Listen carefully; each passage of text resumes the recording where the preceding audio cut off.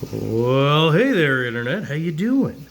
Just wanted to make a quick video, let you guys know, give you a little bit of an update on the Cryptocoryne Jacobsenii. That's this pink, reddish crypt that's growing right here. I know a lot of people out there are crazy for the pink flamingo,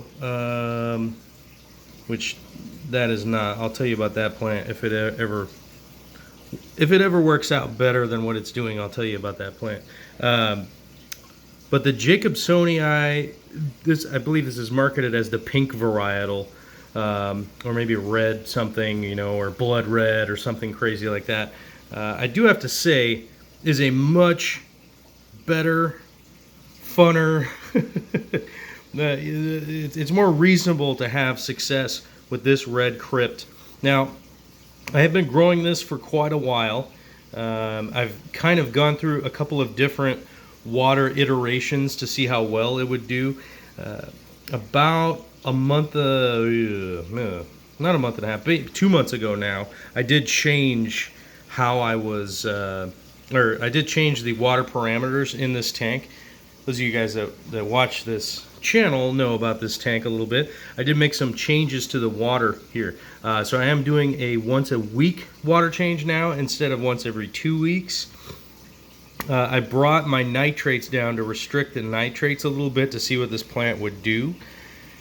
I'm running it at about 20 to 25 parts per million, whereas before I was running it at about 40. As you guys know, I generally just use Easy Green. It's just sitting up here on top. So there's the only fertilizer I use these days. I use the Easy Iron also, but just those are the two that I use now, mainly for ease of use and continuity around all my tanks.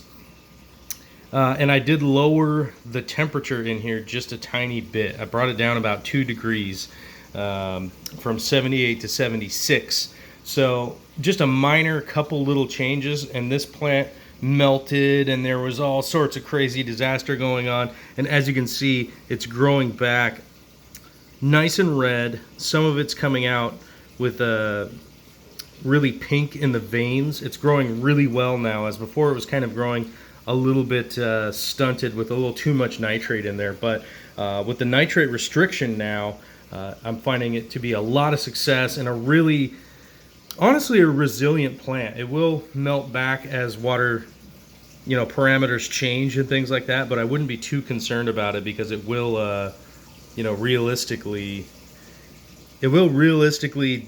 do pretty well even if it melts back, although you can see a little bit of issue with some leaves right here.